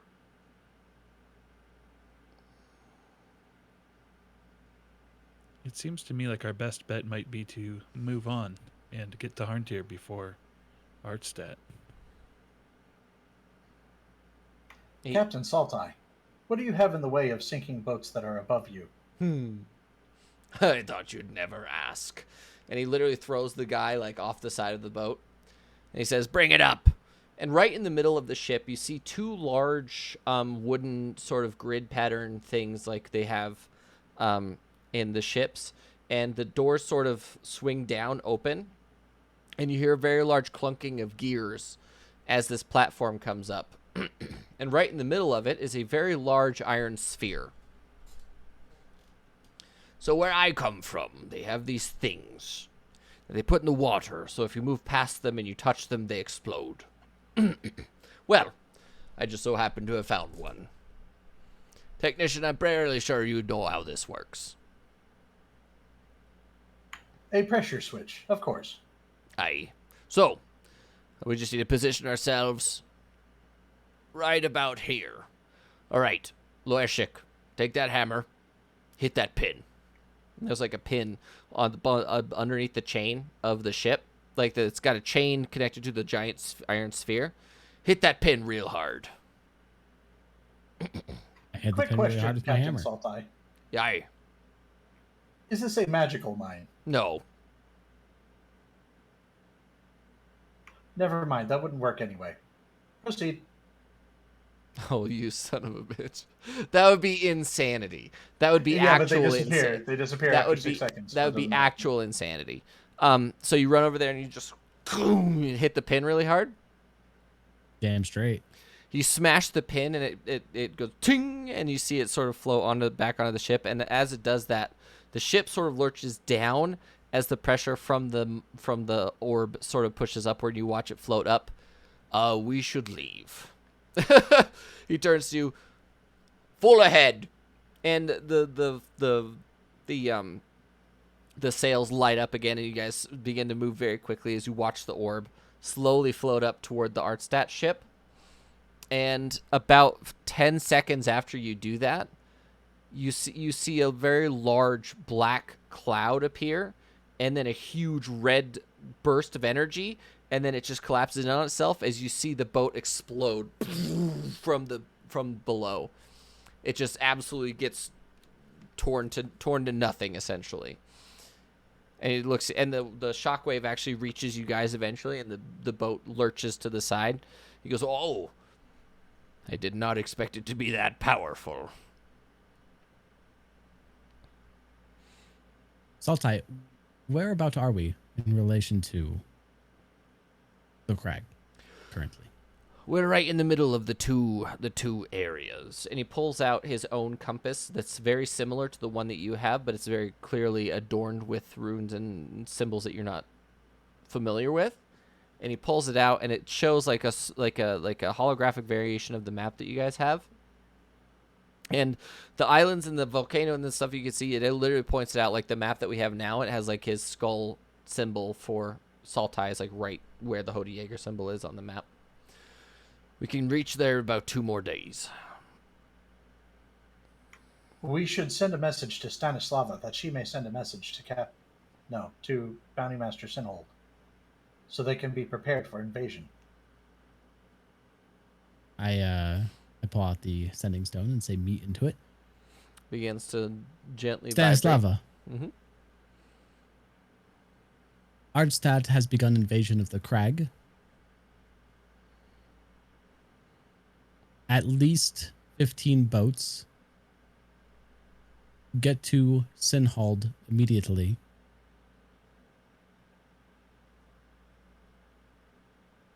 We're going to Arntir.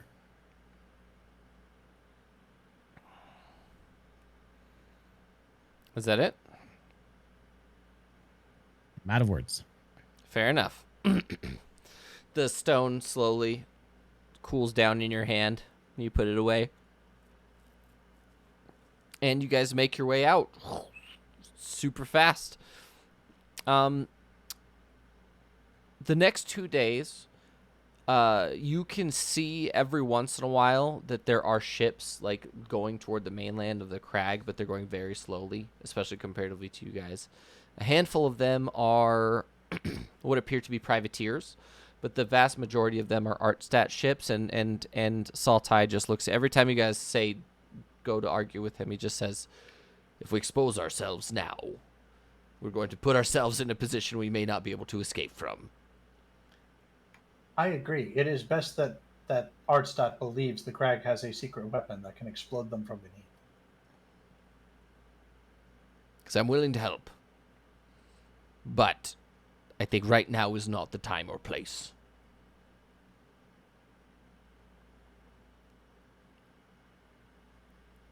And over those 2 days it takes you to get over to Stel. Oh, I'm on the wrong account. There we go. On the 2 days it takes you to get over to Stel, you basically see loads and loads of ships. When he said 15, he might have been underestimating how many ships. At least the ships that Artstat have, you counted at least 15. But the privateers and other ships that exist are very much outnumbering that by a large margin. But yeah, it is one of those things that you got the message out as far as you know. What's a cooldown on that? It's 1 day, right? You can only send a message per day. Specifically at dawn. Okay. Yeah. So on the third day, when you guys are about here, you get a message back from Stanislawa. And it says, "Understood. Deploying forces through portal."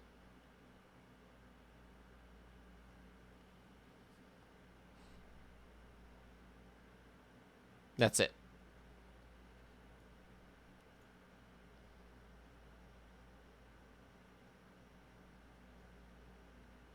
What was the first half of the message? I was reading NB's fake message. Just understood. Got it. Just understood. Sending forces through portal. Sending forces through portal to reinforce Crag. Saltai, could we, by chance, after you drop us off, can you get back to Sinhold quickly and have him appropriate funds with Renault from Renault's rations to hire our own privateers to help reinforce, or perhaps buy the privateers who are working for Artstat? I'd be willing to as many as we can. I'd be willing to invest my own funds into it as well, because your world is worth saving. I appreciate that.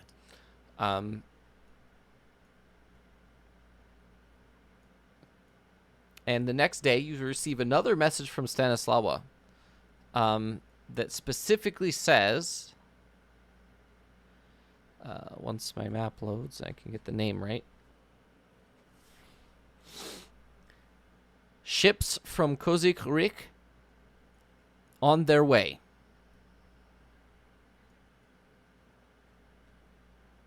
Should arrive after first wave."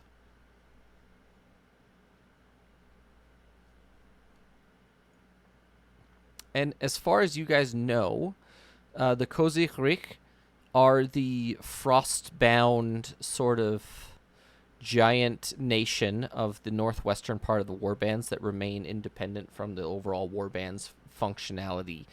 And they field an enormous amount of ships because that's their preferred form of travel. And they have volunteered to help. So, but their ships are probably like 20 days out-ish.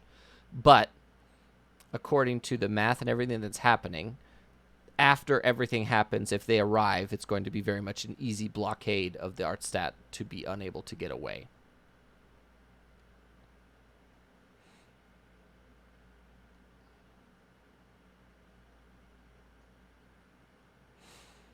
And later in the day, you guys arrive at Stel. And Stel is a fairly large port. It can handle about 50 to 60 ships total. And your guys' ship comes out and surfaces afterward. Do you think we should appear in disguise, or is that no longer necessary? This is the crag. I suspect many people here will be aligned with us. You guys do come up and surface quite a distance away, but the sun has begun to set. And Saltai pulls out a large spyglass, and he looks at it. And then he hands it over to Lorishik. Tell me what you see. I peer through the spyglass. Roll perception.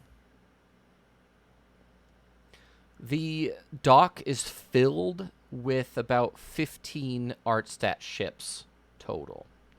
There's a handful of privateers and cargo ships and other stuff in the dock, but they appear to be locked down in some way, shape, or form, and it appears that invasion forces have already begun to not kill. They don't appear to be killing anybody or anything like that, but it does appear that this area has been taken over by Artstat.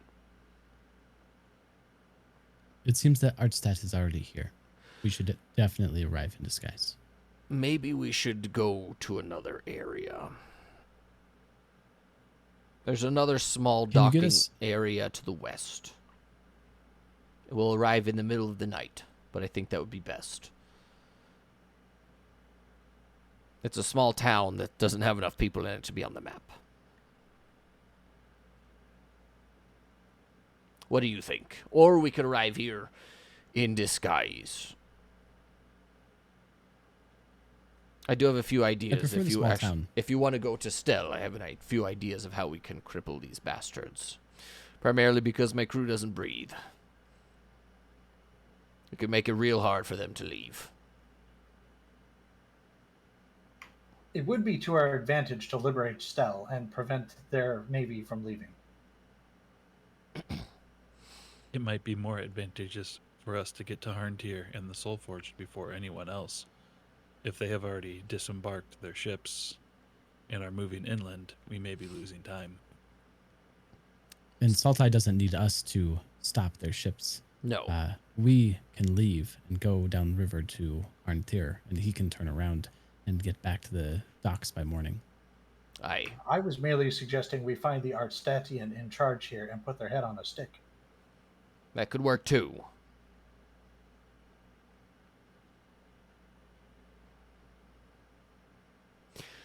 But that being said, Vidar is correct, though. We are at a loss of time. Let's go to Stel then. Stel or the western dock?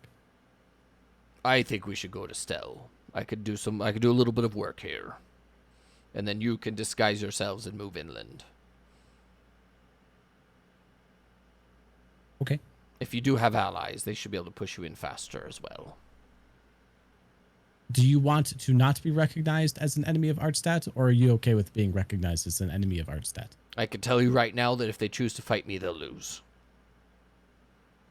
But I looked at Technician. Do you still have Jaeger fireworks? I do not. Bolo had those. Dang. Every time you guys are just like, hey, you had that, right? It's like, nope, somebody else has it. The Python, Elia has that. Fireworks. There's something else. Oh, yeah. Saltai, what do you plan to do to those ships? Oh, we're going to remove the rudders. just gone. Are all the ships like pretty close in dock? Like No, let's say that they were to catch on fire. They've spaced themselves out to prevent something like that. Okay. Captain Saltai, may I propose an alternate means of making sure they cannot escape? If your crew were to go under the ship and bore a hole, but then plug it with a cork, and then tie the cork to the dock, were the ship to try to leave the dock, it would uncork and start sinking very rapidly. We don't have any tools that would be able to do that, unfortunately. What a coincidence. I am chock full of tools. If you could make us one, we could do it. Rep Rap is going to immediately start fashioning a bore drill. Okay. Sure. Do you want a rolly? It shows like a mechanics check. Do a tinker's tool check based off intelligence.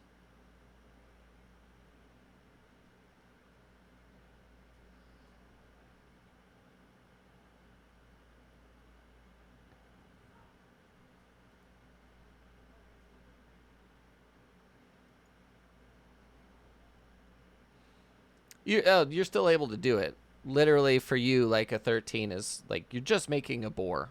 Like it's probably about yay big, and it wouldn't be that difficult. And since they're undead, they don't have to worry about fatigue and stuff like that anyway. So,